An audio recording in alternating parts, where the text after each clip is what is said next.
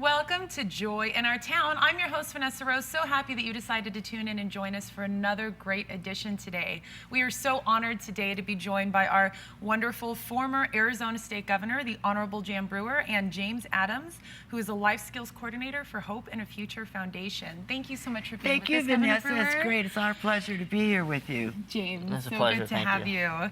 Thank you so much for being here. You know, Governor Brewer, I know one thing that you did whenever you were in office, you did a lot of great things for our foster care system, and it's something that's always been near and dear to your heart. Your son started Hope and a Future Foundation, Michael Brewer. Tell us a little bit, though, before we even get started into the topics. I think we all know a lot about you, but for people that don't, just tell us a little something about yourself and kind of where the passion to help foster children came from, and then James, if you would as well. I think the passion for foster care comes by meeting some of these children, and they're so desperately in need of help and faith that you reach out to them, and then when you see where you can actually help, then you put your whole heart into it. So when I was elected many years ago, if you will, in the House of Representatives in the state of Arizona in 1982, that's how long ago it was, I started looking out for foster children, physically and sexually abused children. It just broke my heart. But it's been such a problem, not only in Arizona, but across the country, of children being neglected, and the state has a responsibility. We all, as human beings, as neighbors, as Christians, to lend your help and your expertise. And so that's how I got involved. And so, of course, when I became governor, I put that at the top of my list, and we did lots of great things. And unfortunately, here in Arizona, because our department was such a mess, we had to go in and revamp it. So I'm very, very proud of that.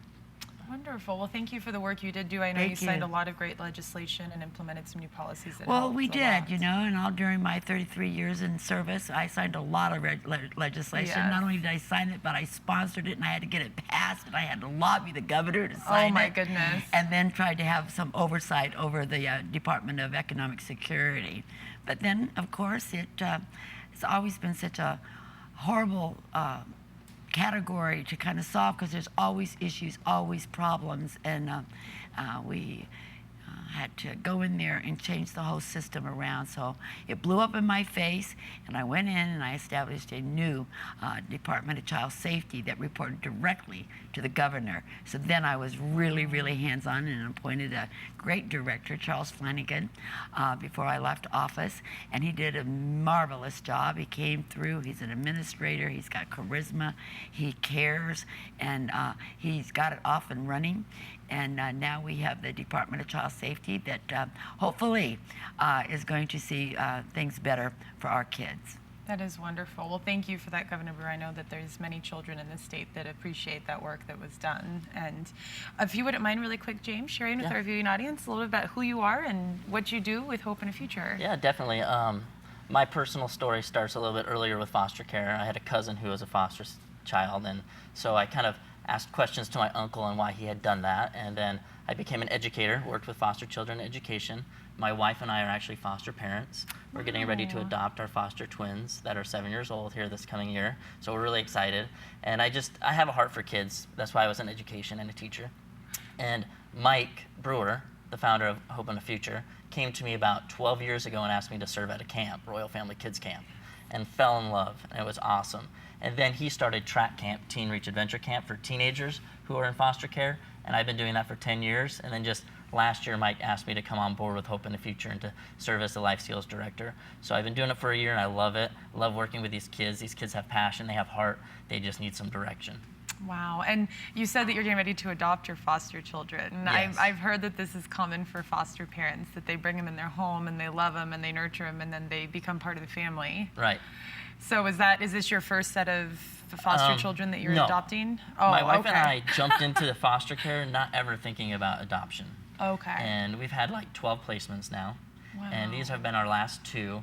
And it's just kind of evolved into a situation where they've asked us to adopt them, and we said yes. And so we're going through that transition right now with our bio kids and our adopted kids, and kind of working through those things. And God's really done a great number on my children, my own personal children.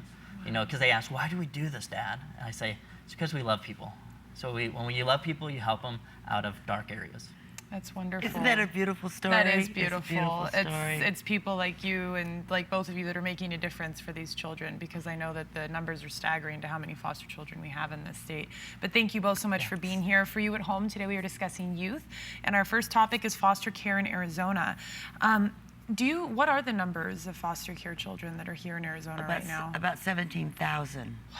And growing. It has grown, and of course we see an upturn sometimes during bad economic times, but as the economy started getting better, we started seeing more kids getting into foster care or being reported. So we have a huge overload, and of course we know that all cases that are reported because of abuse are not being investigated at the current time because there's just too many of them. They're working on it. So we as neighbors, we need to keep our eyes and our ears open. And so whenever a child goes into the foster care system, how does that process happen? Is it reported to someone, and then are they brought somewhere? How does that work? Usually it's reported to the Department of Child Safety. There's a hotline for child abuse, and that goes into the Department of Child Safety, and they have people that take the information and write it up, and then they give it to a caseworker, and the caseworker is supposed to go out and investigate. And Mr. McKay now is the director, and he's a former police officer, and he's been there for now about 6 months, and he's got his hands full. But we hope that we can get our arms around all of it. But it's usually word of mouth.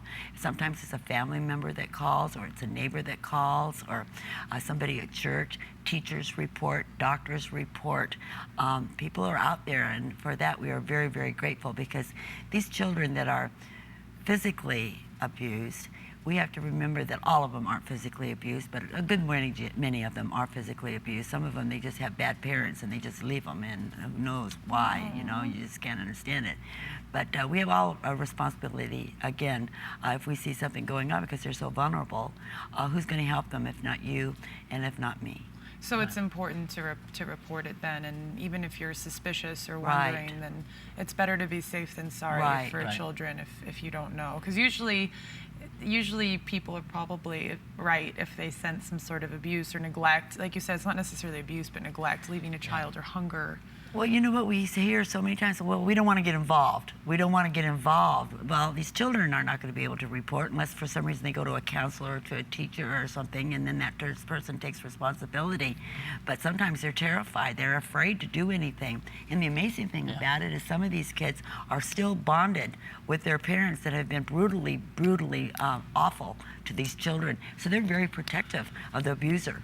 Wow, it's probably a fear and a protection, because if they don't know any different. Where are they going to go? What are they going to do? I mean, their heart, isn't that right? Yes, it's very confusing, just on a personal story, where there's just a huge ability for the kids to still love mom and dad, because it's mom and dad regardless of what mom and dad have done. In Arizona, 85% of the students that are in foster care right now are there due to neglect, because neglect's pretty easy to see and it's pretty easy to report on. It's not as touch and go as physical abuse. Physical abuse is about 15%, and then sexual abuse is only 2%, because it's really hard to see somebody who's been sexually abused, and most of it's by somebody they love. Family members might even know about it, and so it's a protection thing. But they have this strong love for their family. Well, I mean, we just saw in the news the big story, even with the Duggar family, and that happened. And whenever it's in the family, sometimes the other family members feel like they're protecting family members, and then they don't want to say something, and they don't want the humiliation in the family. But that's something that if an adult knows about something like that, that needs to be reported, and that will be investigated then. That is correct. That's so sad to know that there's children that have to deal with that, but it's so wonderful that there's people helping. What can people do to get involved? What is something that, if someone is watching and they have a heart for this, and this is something that they've kind of been thinking about, what can they do? Yeah, a lot of people ask me, how do I get involved? Because they see a need, but a lot of people don't really know how to jump in, because they're like, well, I'm not made to be a foster parent. And just because there's a need doesn't mean it's a call. So we're not saying every single person needs to be a foster mom or a foster dad, but you can support foster parents, you can support foster communities, you can support organizations that work with foster teens. One of the things that we do during the summer is we do Teen Reach Adventure Camp, which is a camp for kids who are between the ages of 12 and 15 that have been in the foster care system in Arizona, and it's really an opportunity for them to just get away from their life right now, go out into the woods, bond with somebody. If you talk to these kids, there's two things that they love about this camp. One is the program that we have for the challenge course, where they're pushed to go outside of themselves and to actually voice their opinions, because a lot of these kids are reserved. The other piece is the relationship they have with their cousin, their counselor, that they get to spend those 3 days with. It's real, true, unconditional, real, true love that they get to experience. You mentioned a counselor. How important is that? And is there also, from what I understand, there's even state-sponsored organizations where you can become a mentor, or you can do something where if you don't have time and you can't take a child into your home, or that's not something that's a calling on your life. There's ways, and how important have you seen working with foster children as mentorship and someone that they're accountable to and that they can look up to in their life? It's huge. I think that's the most important piece about being successful and having a future, is they need to have that one person that they can count on. That one person who's going to be by them when they're victorious, and that one person who's going to be next to them when they haven't been so victorious and have failed. I had a personal story with one young man that's in our organization that we've worked with for many, many years.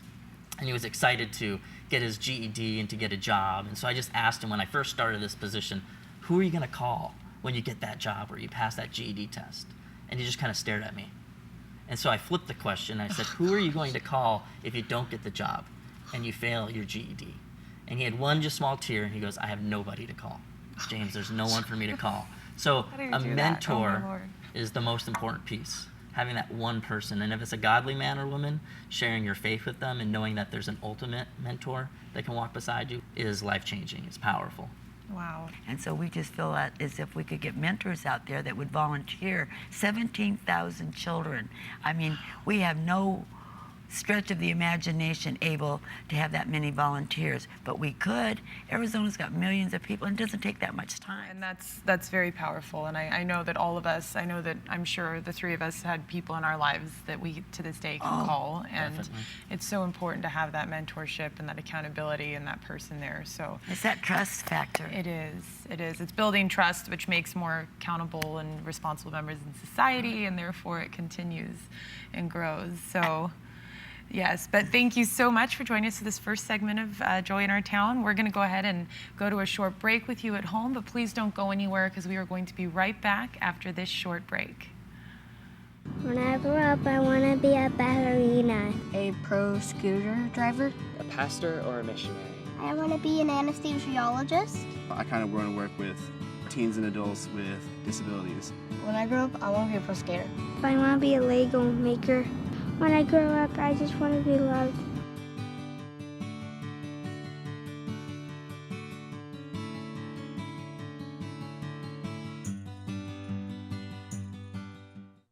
I lost $3,000 and my home. Don't let the fear of foreclosure make you the victim of a loan modification scam. Did you know it's illegal for most companies to charge fees in advance? If you're paying money to a company promising help, you may get scammed. To get free help from a HUD-approved counseling agency or to report a scam, call 1-888-995-HOPE or visit loanscamalert.org. Brought to you by NeighborWorks America. If we're going to say no to lupus, we need to know lupus. Lupus almost took my life. No. No. No. No. No. No. No lupus. No lupus. Because there is something we can do. Each of us. All of us. There is hope. We just have to get involved. I haven't given up. I challenge you to know lupus. Go to lupus.org/no. There is hope. I'm going to count. 300, 5,000, 150, 14, 15, 16, 8,000, 3,000. 3,012. 53, 54. Just in Arizona alone? It's a lot. Hello and welcome back to Joy in Our Town. I'm your host, Vanessa Rose. Thank you so much for staying with us. If you just happen to be joining us, today we are speaking about youth, and we are joined by the former Arizona State Governor, the Honorable Jan Brewer, and James Adams, who is a Life Skills Coordinator for Hope and a Future Foundation. Thank you so much for staying with us. Thank you. And for the first topic, we were talking about foster care in Arizona, the system, how it works, the need that's there, and now we're going to speak about education concerning foster teens. This is something that, unless you have a child or unless you've dealt with foster children, you probably really don't think about the correlation between education and foster children. But like we were just finishing the last segment talking about a mentor, someone to be accountable to. A lot of children at home that have a mom or a dad or both, or at home, they have someone to say, hey, is your homework done? Hey, what's, do you need help with this? Can I sit down with you? How does that affect foster children, and how are they doing in the education system? Well, the concern is with teenagers that are like 12 all the way up to aging out of the system. They're not being very successful. Currently, the new statistics are 58% of foster teens will graduate from high school, and then only 3% will actually attain a college degree. Wow. The others are 1 in 5 become homeless, and 25% of them will be incarcerated. Wow. So they're really lacking the push or the development to be successful in school. It's so important, Vanessa, that we get these children the opportunity to get an education, because that will make an extreme difference in our lives and in their lives. Because if they don't end up being productive, they end up in our institutions for criminal offenses like our prisons, and it's far more expensive to incarcerate somebody than to help somebody. And that was something that was brought to my light early on, and I established a scholarship fund for my son who passed away from cancer about 10 years ago, and we have been very fortunate to be able to give scholarships to some of our foster kids who have graduated and now are out there working. Some of them are actually working for Hope in the Future, but more than that, they have come back as volunteers at the camp and at the Princess program and at the Strike Out Abuse, and they keep participating, or they just call up and say, hey, I'm doing this, but they're teachers and all different kinds of walks of life, and now they are very, very productive. That's why it was so important that we had James come on board and to do life skills. That was so important, and maybe you can talk a little bit about the life skill program. Well, what I've noticed as an administrator in schools and as a public teacher is those kids that have somebody at home that's pushing them, forcing them to do their homework, or just having, like something I took for granted when I was younger is I just had conversations with my parents in the car or at the dinner table. These young men and women, these teens, don't have somebody who's speaking to them, who isn't sharing with them. They don't have a goal, they don't have a plan, they don't have an end result. And so part of the life skills program is to just talk with these teens, get them an end goal, and then try to get them to the right step on to that end goal. And those goals are real simple. One, graduate high school with a diploma. Then second is get them to post-secondary education, either a trade school, college, or even possibly the military. And then third, team them with a mentor who will walk through life with them and encourage them to do that. Wow. That's very powerful. You mentioned how they come back and help, or they go on to be a teacher. It's really interesting because we always look at recidivism in the prison system and in different systems, but if you look at it, it's something that continues, and good continues like evil continues. And so if you take that time to pour into them and to educate them, because education is so important, how do our school systems work here with them? Is that something, do they have the option of foster parents, of school choice, and of charter schools, and of all that? And how does that work with foster children? Yeah, they have a lot of different choices. Like, they have the McKinney-Vento Act, where if a student is removed from their home and placed in another home that's miles and miles away from their school, they will transport them to their regular school, so there's not as much of a transition that has to happen. Okay. But usually with public school and education, if you are a parent who's a foster parent, you can enroll them to your public school that's right down the street, and there's no problems or issues. Okay, so it's very difficult too, because a lot of these children, they don't get stabilized in one particular foster home. Some of them are 13 years old and have been in 15 different foster care placements, so they're always moving around, so there's no stability. So that's why it's so important to have that mentor that can follow that person. Maybe you're not able to bring them into your home, but at least you can be that one lifeline to that child out there and change a life. And it's not hard. It's just not hard. No, it's just not. It makes you doesn't feel so- require a lot right. of resources or time, and it's something that, imagine, my goodness, if everyone just took a And little then bit we of have time to foster mentor a child. And then we have foster children, their siblings. Some of them will be successful because they've participated in like our programs, and maybe the other sibling hasn't, and it just is a waste. It's just not wasted his life, and it's just out there wandering around, not having any lifeline whatsoever at all. But it's simple things like balancing a checkbook. How do you buy a car? How do you go shopping? What do you do for dressing for success? The list goes on and on We're and just on. talking about dating. And the importance of... And poor decisions and how poor decisions affect your life, and looking at positive decisions and how can positive decisions affect your life. We want these kids to know that there's a future for them, and they don't have to be a statistic. No, that they can be a brand new statistic of success, graduating from college, being a nurse at the camp that you used to be a child at. That happened this summer. Wow. It was pretty amazing. That is. I'm sure you've seen things like that happen, and that's probably the most powerful, because then they come in and their heart is that much bigger for them because they came from that same situation. And sometimes we're able to be a greater influence or greater inspiration because we came from there and rose above it. Right. As far as the education system works with them, are there programs, does our public school system have programs for tutoring and for helping them? And is there, how do they implement with foster children? Is that something that is implemented at all or incorporated? Well, from my perspective, I think that they might try a little bit, but you know, they're overutilized too, our public schools, so it makes it very, very difficult to spread it. I don't know, James, do you? No, in my knowledge of education, there's no specific, this is a foster kid. Okay. And so that this is the light. You don't or the put a steps that we tag or a take. star on No. them that changes them. I mean, any if they have different. learning disabilities, which many of them do, they get an IEP and they may be in special education and get special education help. But that's why so many of them, only 58%, are graduating from high school, and only 3% are going to college because they're not taught how to study. They're not taught how to be successful. They're trying to just survive. They're in flight or fight mode.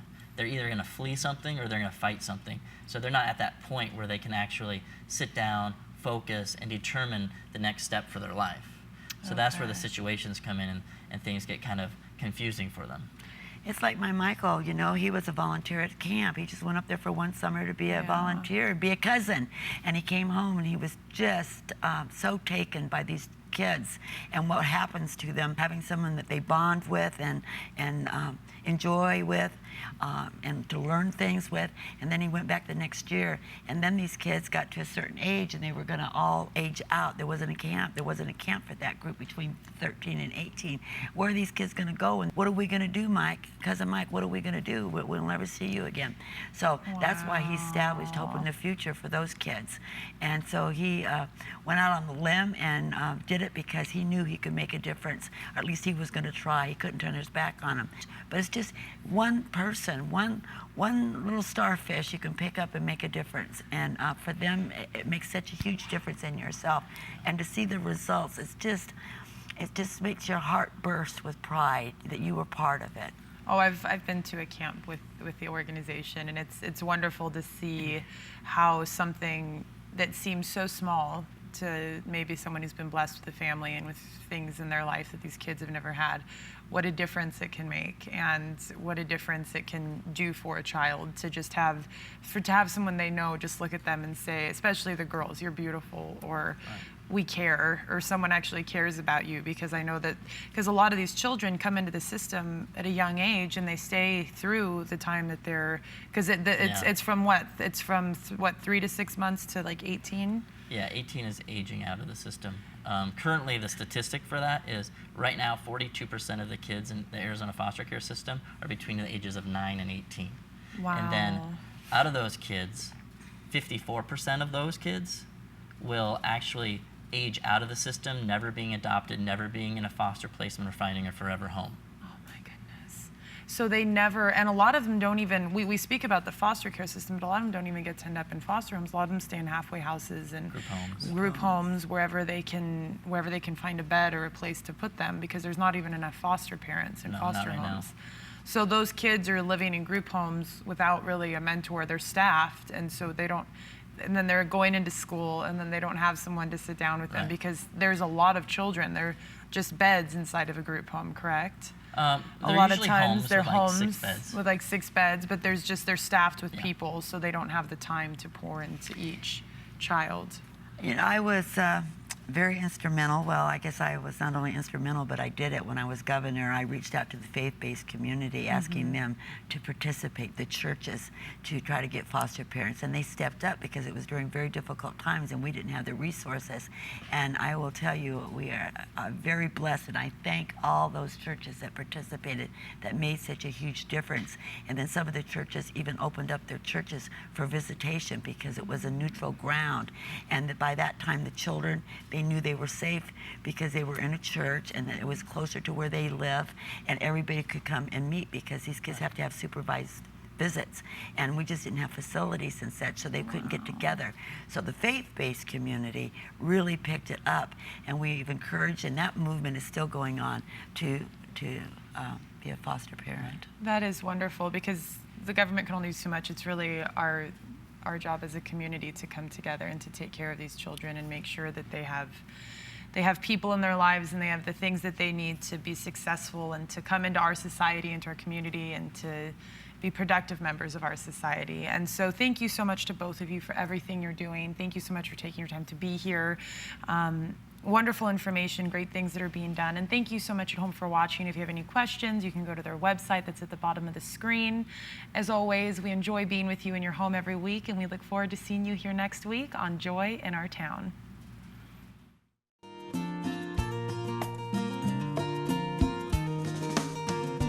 This program has been sponsored by the Trinity Broadcasting Network and is made possible by your telethon dollars. Your continual support can keep Joy in Our Town coming to your home every week. Write to Joy in Our Town, Post Office Box A, Santa Ana, California, 92711.